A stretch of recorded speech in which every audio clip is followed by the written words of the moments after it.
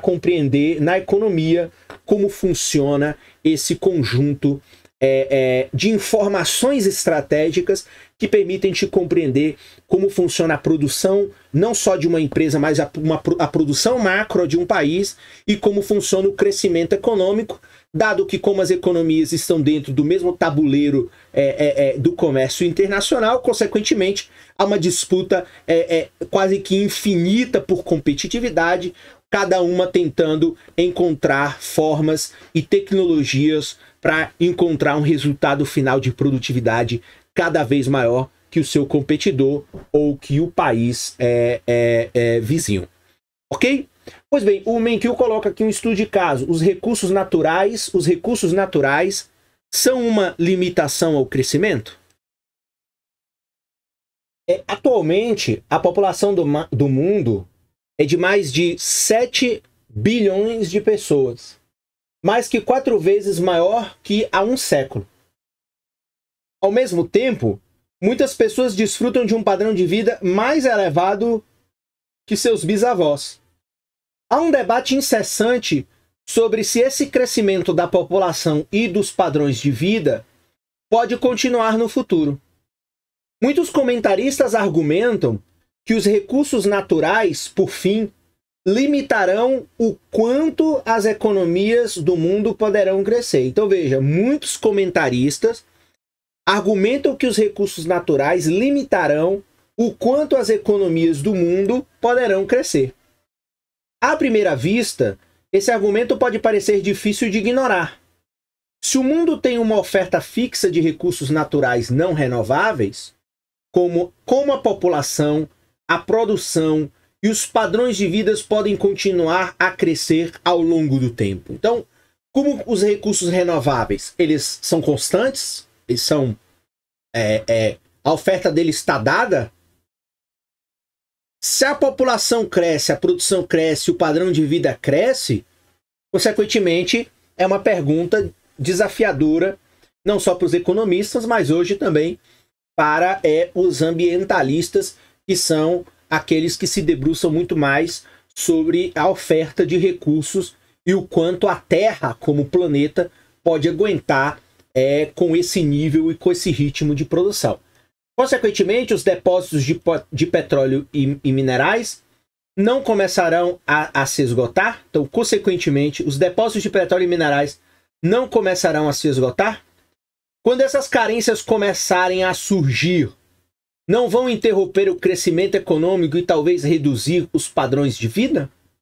Então, por exemplo, sempre há a citação do petróleo, né? Dado que você tem um mundo inteiro está basicamente assentado na produção dessa energia fóssil. Então, se os poços de petróleo começarem a se esgotar, como que será, por exemplo, o deslocamento humano, dado que você ainda não tem tecnologias para poder excluir da sua matriz energética o petróleo ou diminuir a sua dependência? Então veja como tudo isso é discutido à luz da economia, dado que isso pode ter um impacto muito forte no que tange a qualidade de vida das populações. Então veja, apesar do apelo aparente de tais argumentos, a maioria dos economistas não está tão preocupada com esses limites ao crescimento quanto se poderia imaginar. Então veja, os economistas eles argumentam que o processo tecnológico frequentemente revela meios para evitar esses limites. Então, com certeza, a gente não pode desprezar que, claro, avanços tecnológicos podem fazer com que, por exemplo, achar que o petróleo vai se esgotar se torne uma ideia obsoleta, porque é uma nova tecnologia, igual um carro mais eficiente no consumo, vai fazer com que a demanda de petróleo diminua, o que faz com que o tempo de uso da energia fóssil dure mais. Então, consequentemente, um avanço tecnológico faz com que você mude o ritmo dessas variáveis em torno dessa questão. Se compararmos a economia de hoje com a do passado, veremos diversas maneiras pelas quais houve uma melhora no uso dos recursos naturais. Então aí, ó, os carros modernos, eles são mais econômicos. As casas novas têm melhor isolamento térmico e precisam de menos energia para aquecimento ou refrigeração. Equipamentos mais eficientes desperdiçam menos petróleo durante o processo de extração. A reciclagem, muitas vezes, permite que alguns recursos não renováveis sejam reutilizados. Então veja, o desenvolvimento de combustíveis alternativos, como é o caso do etanol em vez da gasolina, lembrando que o etanol é um biocombustível que vem da cana, permite substituir recursos não renováveis por outros renováveis. Então, como a cana você pode plantar todo ano, consequentemente é um recurso renovável. Então veja, avanços tecnológicos, a busca por alternativas faz, portanto, com que as limitações em torno dos recursos naturais não sejam tão visíveis o quanto a gente imagina neste exato momento ao dar a opinião.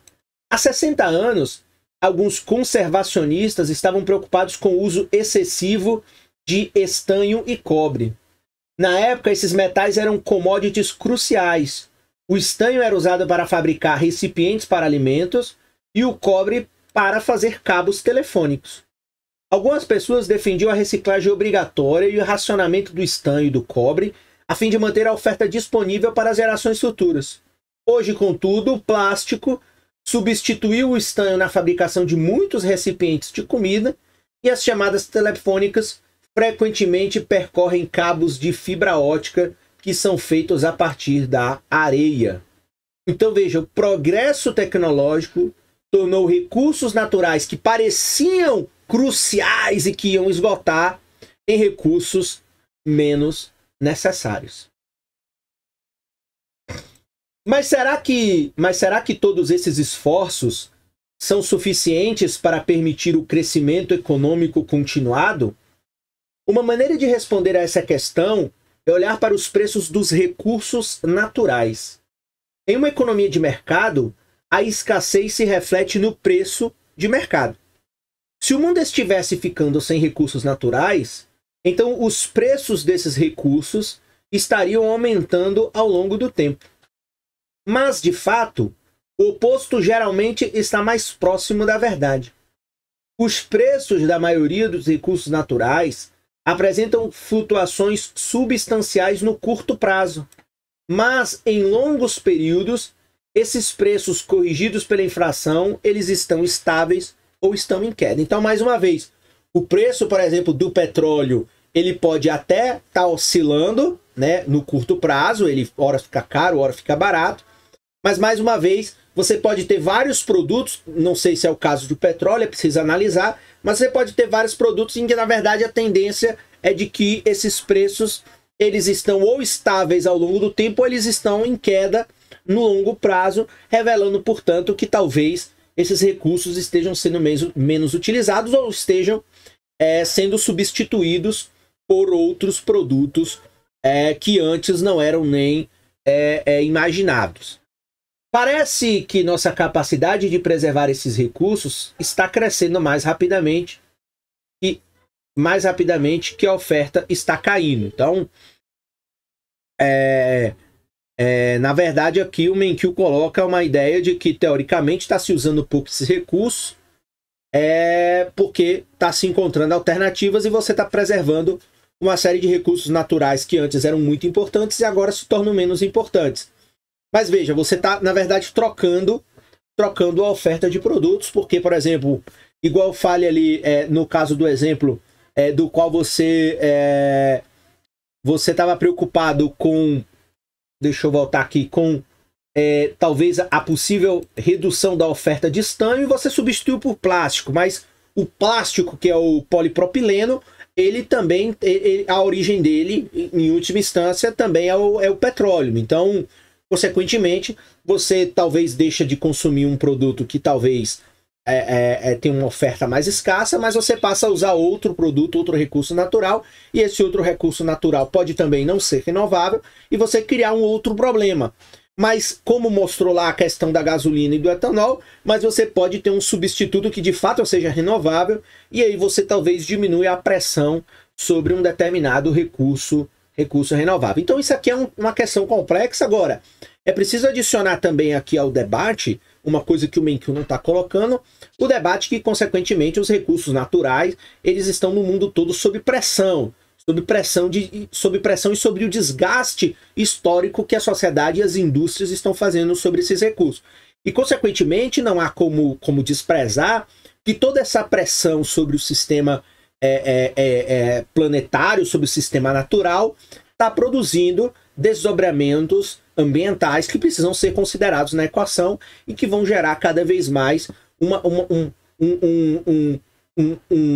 outro código de conduta na sociedade, porque, consequentemente, os efeitos adversos por exemplo, os efeitos adversos da mudança climática estão gerando outros prejuízos econômicos. Então, a gente não quer economizar um determinado recurso porque acha que vai prejudicar a economia, mas aí a mudança climática produz efeitos adversos que vão produzir um outro problema, muitas vezes pior do que talvez compreender que talvez a economia precisa ter um solavanco ou ser freada, modificar os seus horizontes para que você crie, portanto, uma alternativa à economia. Então, por exemplo, a mudança climática está produzindo desastres em toda a sociedade. Então, ou a gente faz o debate, por exemplo, da redução da poluição, ou ao não reduzir a poluição, porque estamos pensando no funcionamento da economia, que é melhor, ao mudar o clima, vamos ter desastre que vai ser pior do que mudar a economia do primeiro momento. Então, a gente tem que ter esse entendimento,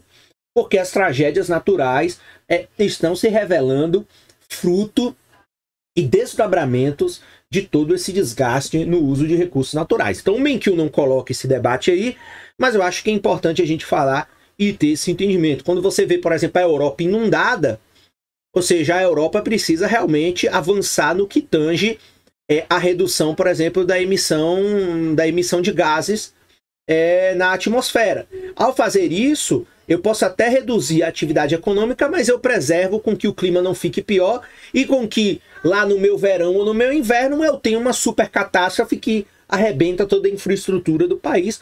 Foi o que recentemente, por exemplo, aconteceu na Alemanha, enchentes que não se via talvez há mais de um século. Então, você, consequentemente, precisa tomar uma decisão em torno desse debate. Porque o debate que incorpora a questão da produção e do crescimento econômico com a questão ligada à sustentabilidade dos recursos naturais, principalmente os recursos naturais não renováveis e, sobretudo, aos efeitos adversos, às externalidades negativas produzidas pela economia ao meio ambiente, precisam ser duramente considerados e seriamente considerados para você ter uma saída ou ter uma solução, seja imediata, seja de curto prazo, de médio ou de longo prazo.